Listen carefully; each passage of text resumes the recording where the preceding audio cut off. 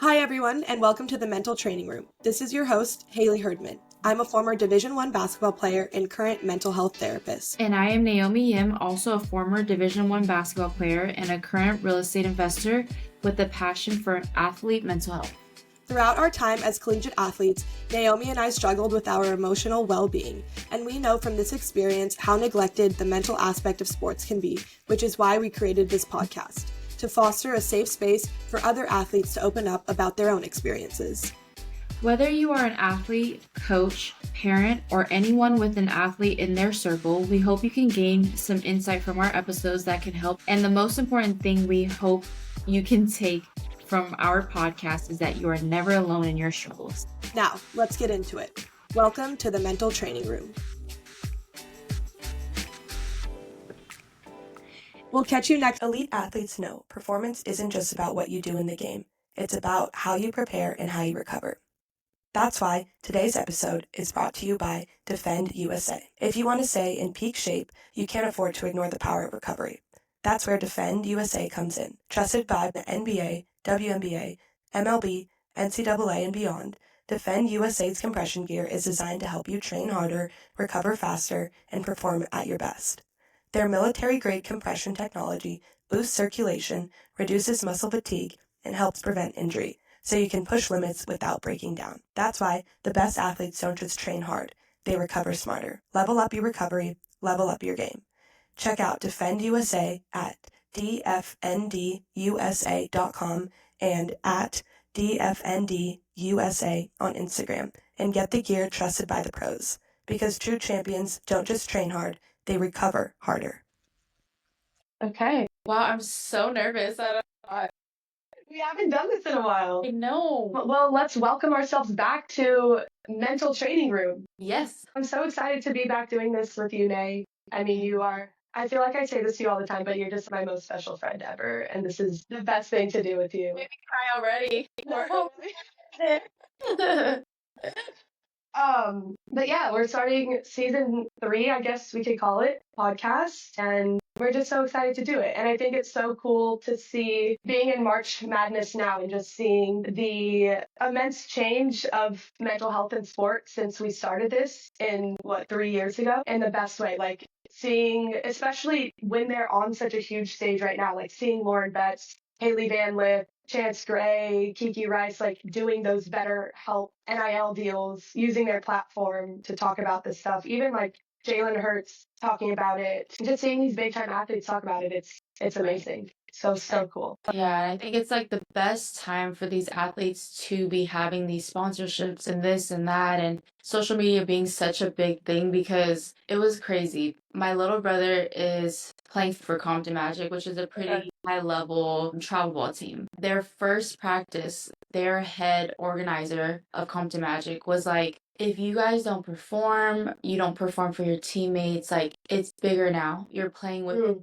NIL, you're playing with people's real money, and it's not about scholarships. It's not just about scholarships. It's about, okay, if you make it to the championship for Adidas, you get $300,000 more in NIL for college. So it's like a lot of pressure for these kids, but it's so good that social media is so big on mental health, and it's just a bigger talk now. Yeah, and for people like your little brother to see college athletes who are dealing with it and being able to speak out about it, which is crazy. Like they don't have all the answers either, but it just shows the power of bringing awareness to it and speaking out about it. Because like if your little brother were to be struggling, he would know that that's, I mean, unfortunately, it's a normal thing to do, but that there's help and that he's not alone in the struggle or the pressure that he's feeling. But wow, I didn't even think of that in like the AAU sports. I didn't either. And when I heard that, I was like, oh my gosh, I have to make this now. Yeah. God.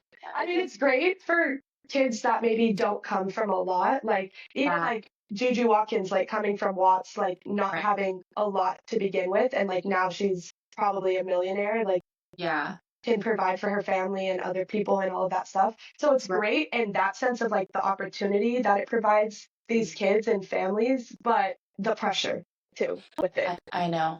for me, thinking about it that way is like, it's so daunting to me. Yeah. Imagine if you, as a I know. 16-year-old, had to provide for your family. We're counting on you to make a living for us. Exactly. Exactly. I know. I know. I couldn't do it. Yeah, no, that's a lot of pressure. And yeah, so we're here for you, young athletes. This episode is sponsored by PhysioWorks Physical Therapy. Sports aren't just about skill, it's about strength.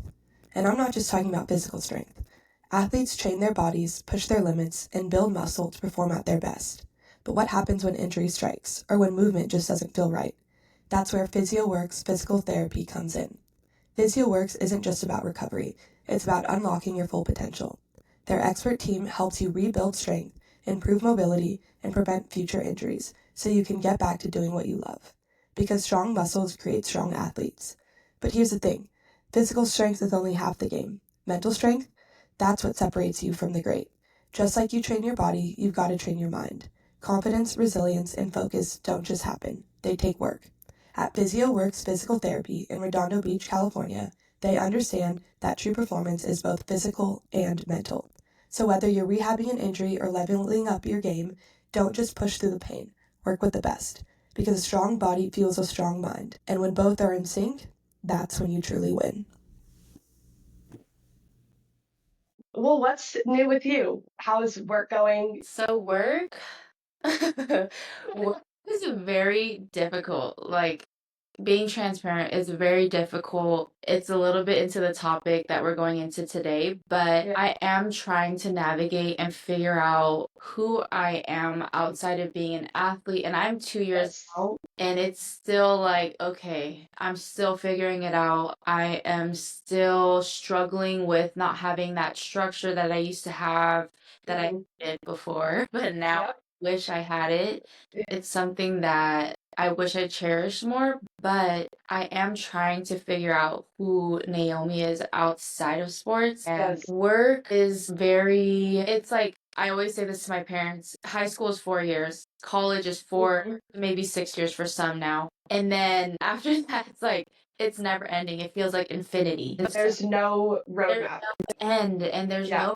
roadmap. And so as athletes, you already have this mindset that you want to set your goals, you want to have this, and then you get to real life and it's like, okay, if I have a 5-year goal, then every single day you're stressing about it. And then, okay, let me Right. 1-year goal.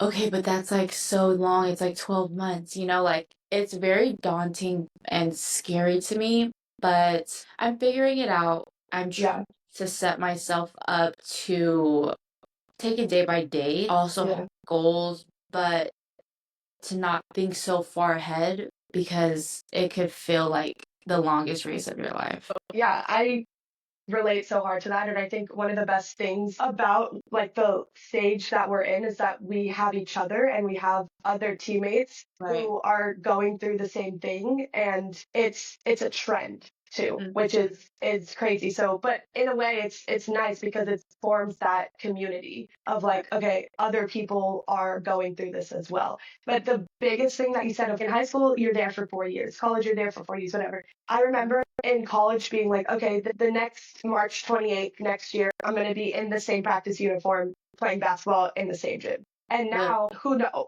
We could be living in a different country. Literally in 3 months.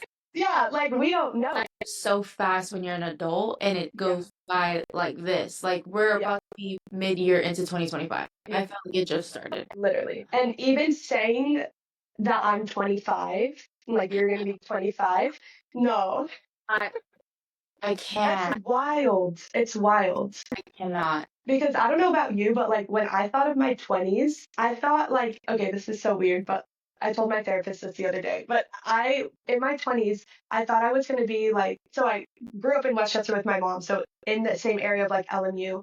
So I'm very like Playa Vista was like, I always loved it there. I thought I'd be like living in Playa Vista with like a mini French bulldog. This is my thoughts when I was like 12, thinking I'm like this grown woman who has everything like sorted out. Could not be farther from the truth. Also, as athletes, I wish there was more help with, but like the transition to becoming an adult and the reality of what it is. I don't know. This might be like a hot topic that some may not agree with, specifically coaches, but like I feel like coaches have such a bigger responsibilities for these kids that they don't fill in for because for 4 to 6 years, these coaches are like your parents. And if you're a parent prepping your kid for the real world, the moment you're done with school, why is there no help, no guidance, no like Yeah. interview prep or internship, like advocacy? Like, what Yeah. is that? Athletes who play sports in college, they don't have time for internships and this, No. that, and like, I don't know. That's like, is frustrating to me. Yeah. And I feel like it really goes into, which it sucks now. My dad and I were just kind of talking about it too, is like the coaches now, I feel like are under so much pressure too, because they have to build their program to win, to keep their job. And Right. so that part can, because they're competing with like USC, UConn, Notre Dame, Right. like people who they're going to attract everyone. Yeah. Yeah. Yeah. But the coaches might not even have the mental capacity Right. to worry about when a player's gone. It Right. just sucks that we look to our coaches for something that they're looking to someone else for. Like it's just like this whole cycle of pressure, basically. But then Yeah. you see Gino and Paige, where it's like they're like crying, leaving each other, and like they're gonna be able to keep in contact because he's like he has a program that's flowing. He has the flexibility to do that. But it sucks for then the other athletes who are like not as great, but still, or like the schools weren't as great, but they still want stuff from their coaches that they just Right. can't get. Right. Yeah. It's crazy. It's a whole cycle. I know. But yeah, and I feel like, okay, where do you feel like you are in like the grieving process of the sport? Like, do you still feel like, I don't know. I guess I'll answer first to You're up to and what you're doing. well, now I'm a full-time therapist, which Yes. is wild. I work for an awesome nonprofit company called Shields for Families, and I work with adults and teens who have been formerly incarcerated or any impact from the justice system. So there's also like CFS cases. If they're on probation. It's so impactful and such awesome work. And I'm very grateful to be able to be in a position to work with these clients. But I'm also adding on, I don't even think I told you this yet, but I'm adding on my certification of mental performance consulting. That's more like sports niche. So I have to low-key go back to school. They're just like a few classes, so it's not bad. And there's programs that do it where it's non-degree seeking. So I think they're like a month or two. Yeah. Yeah, exactly. Yeah. But I get to start working with athletes now, which is really cool. I feel like going into the basketball environment right after I was done playing helped a lot with the transition of not completely done with it. But now that I'm not coaching and just working, like you said, it's trying to find an identity outside of the sport, outside of the work. And I don't know if you felt like this too, but I feel like I didn't live a lot of life in college. My gosh. I struggle with that so bad. Yeah. Like, I don't know who I am, really. Yeah. What do I enjoy outside of even working out? Because I feel like I consider that the same realm of athlete and stuff. Like, I don't know what I like outside of sports, Right. outside of anything working out. Yeah. It's so wild. And still being able to like, okay, this is kind of funny. So I'm downloaded Hinge and Raya for dating apps. And I was like updating my pictures last night, and I was like, I feel like I need to have a basketball picture in there because that's how I feel. Like that's what's so important to me. But then looking at the pictures, it's like, okay, well, this was like 3 years ago, and that's not who I am anymore. But it's still so important to me. So that was like a weird little thing that went through my mind last night. I told my mom, I said, so when do I let go of this? Like, I used to be a basketball player, like that I have to tell people I used to do that. And when kids from college still go to like school things and it's like cringe, for me, I feel like that. I'm like, I don't think I should tell people I used to play basketball anymore. I don't think it's part of me anymore. But then my mom's like, yes, it is. I don't know. I don't know the balance. Yeah. I mean, I think it's something that we are so proud of. So I think that's, I know. I know. But then again, you don't see people like going like, oh, I graduated top of my class. Like, I don't know. It's weird. It's different though. I feel like it's very different and it is going to always be a huge part of our identity, no matter the capacity we're in. It's also what we spend our whole life doing. And if you think about it too, we've only spent 3 years of our life not playing basketball. I know. We're like little kids in a, yeah. That is crazy to think about. But tell me, because I think that a lot of athletes,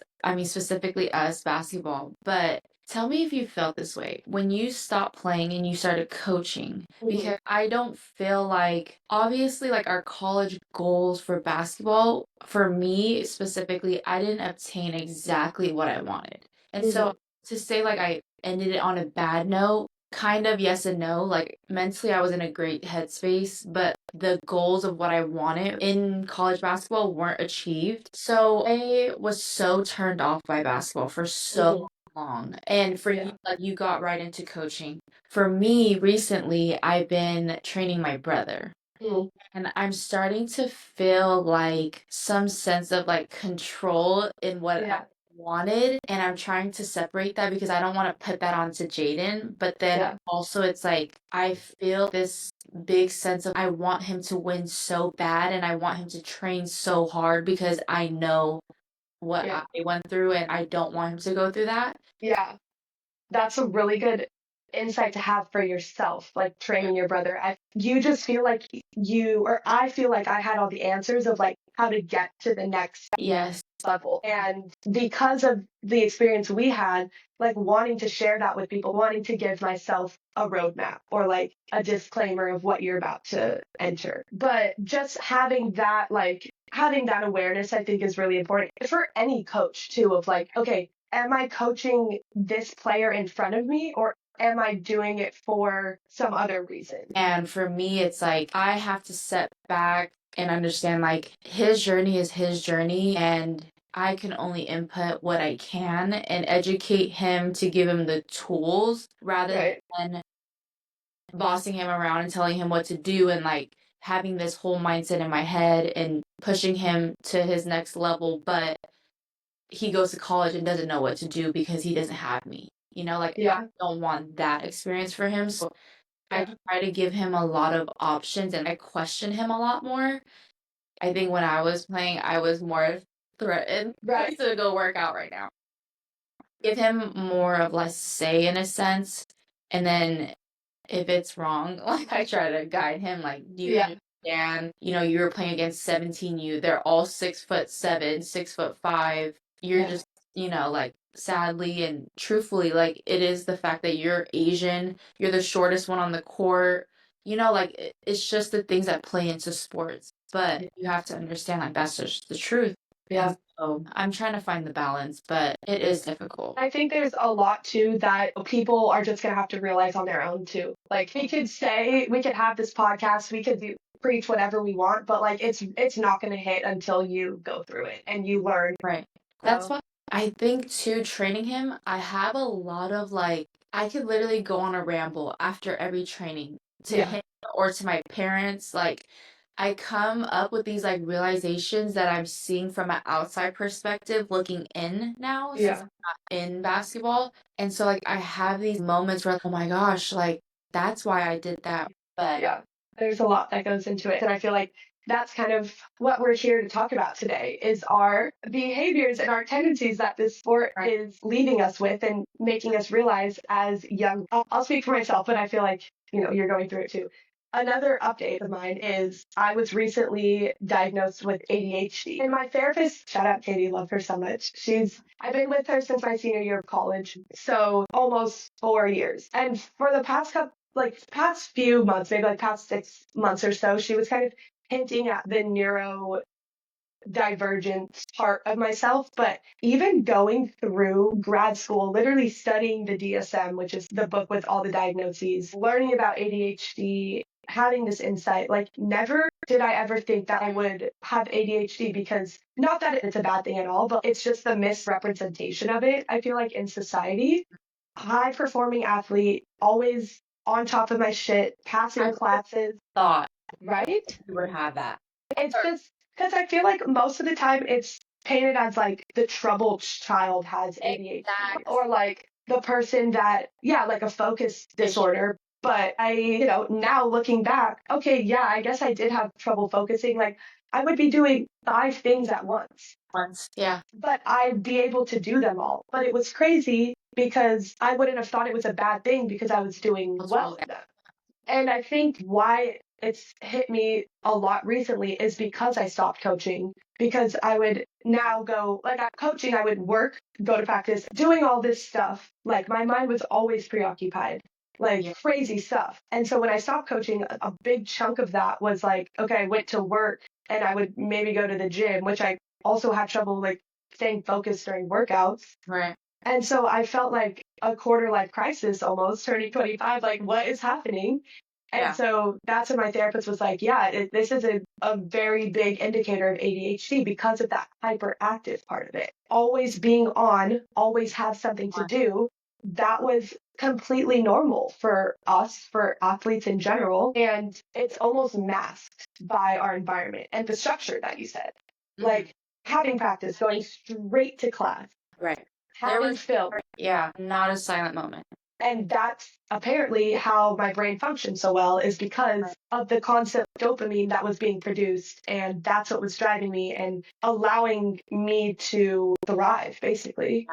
Exactly. And I know you also had a diagnosis of that from an earlier age, but what was it like for you to have ADHD? Because I know our experiences are kind of different. Yeah, for me, I was that troubled kid. I was the kid in class that always got in trouble every single year, all the time, like literally every single day. And the kids who moved their card down, Oh. that was me because I was always talking, fidgeting, moving. My parents thought that was normal. They didn't know anything about any mental health. So for me, I've always lived with it. And I never, like, I knew like, a big thing for me that I realized, like, okay, like maybe middle school, it was so hard for me to read. Of course, I could read, but I can't sit there and read a book all the way through. There's Yeah. no way that you could sit me in a room and me read the entire book, and I can tell you at least like spark notes. I think about basketball, I think about work, I think about the trees that's moving over there. There's literally not a moment that I could sit and specifically focus on one thing. Thankfully, I had sports all my life, and so I was always busy. I'm always doing something, or I was playing outside, I was always on go every single day. And so the moment that sports was gone, I felt so incompetent right before my master's program, like maybe 3 months into my last months. I literally tried to do 6 different occupational things. Like I did sales, I did nails, I did like 10 different things to just fill my time. Yeah. Know what I was doing. I felt so incompetent. I couldn't focus on one thing. I wanted to try different things. I wanted to try everything. And so that was a big indicator for me, but I still felt the stigma of ADHD of I had to accomplish it. It wasn't something that I couldn't overcome. And I felt so weak if I had to take medicine for it or whatever the case that was in my head. Yeah. But honestly, like pushing to go see a psychiatrist, that happened because I talked to you. Once you told me that you were starting and you were going to go through the process, I was like, oh my gosh. Like even with therapy, like you told me about therapy and I was like, oh my gosh, like this is maybe something I need to do. It's changed my life. And so then when you told me you got on ADHD medicine and it helped you so much, I was like, I need to go now. Yeah.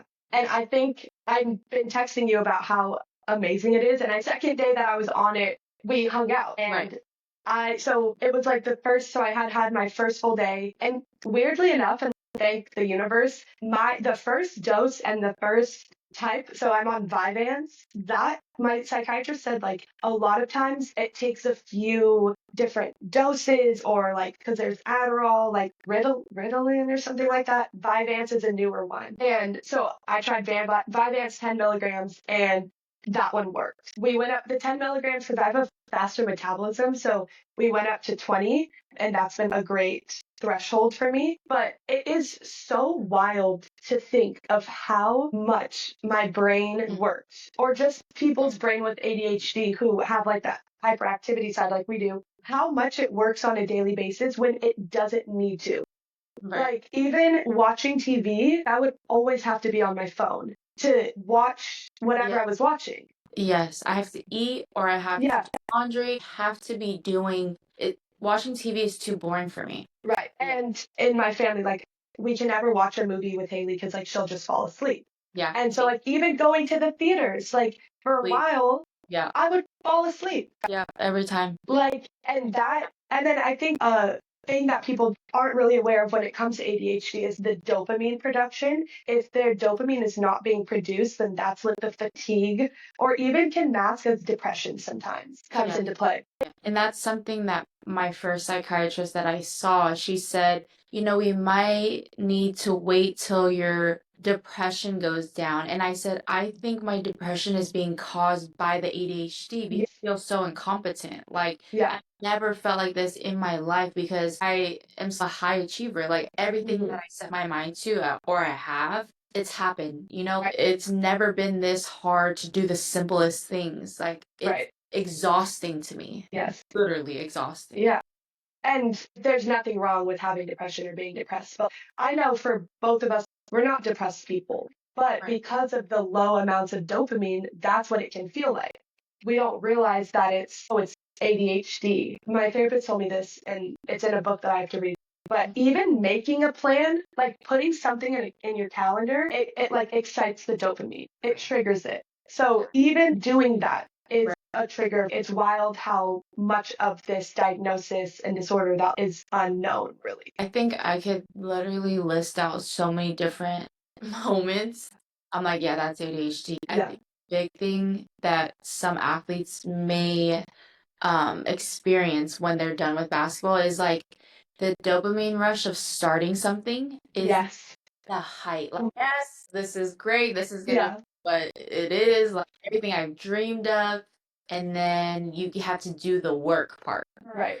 And then when you get to the bottom, you're like, okay, something new. It's like, oh, great. And then you do the same thing. And that's where I started to feel so incompetent. That's where, like, I've never had a problem. That's why it's so big to me, the 4 years in high school, the 4 years in college. There was a structure of like, I had to finish in 4 years in high school. Then in college, you had to finish in 4 years, 3 years, whatever the case is. And then if you do your master's, you take everything is like set. You take four classes, 2 in the summer. There is a pathway. But then once you get out of that, you're like, what now? Looking for that dopamine rush. But once you have to figure it out yourself now, because there's no counselor, there's no life map to answer all your questions, it's very, very hard. Yeah. When there's no start and finish line, it can be hard. And that's not something I'm feeling now on the meds. So thank you in advance.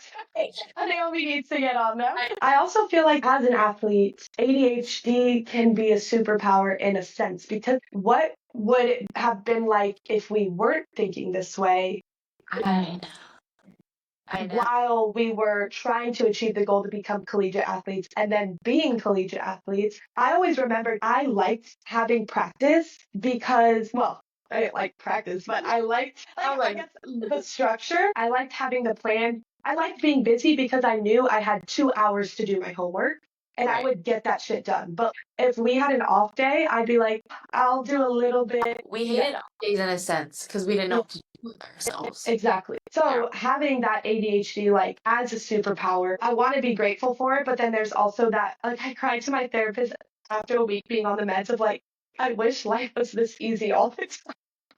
Because I feel so great and I feel so capable, and even doing nothing, like, it's fine. I don't feel like I'm wasting my day away. Right. I just wonder what that would have felt like, when we were younger. I know. I understand that it is a superpower because, specifically in entrepreneurship is my field. ADHD is a superpower because you can do multiple things at once. Yeah. think about so many different things. You're always thinking ahead. You're always, you don't know.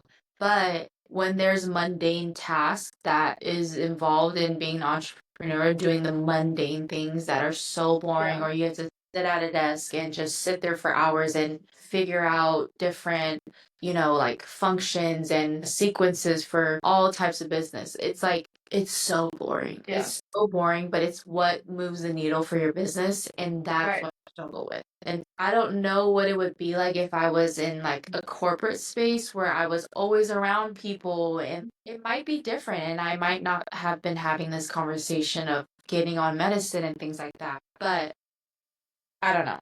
I would never know. But I know I can't wait to experience that because And I think like it's not going to take away from you being able to do so many things. It'll just make it feel easier to do it and not so overwhelmed. And I can't even explain like what it would make me feel like because I'm not on it yet. So I can't wait to experience that. I can't wait for you either. But it's just normalizing this and also realizing that there's literally a study done in the British Journal of Medicine, and it says that at least 8% of college and elite athletes have ADHD compared to 2.5% of the adult population. So there's not a lot of studies done, but even that little stat just shows how much, like, either you have ADHD and you become an entrepreneur, a high level performing athlete, or you're in that space, you adapt to it, and then you kind of develop it. It's that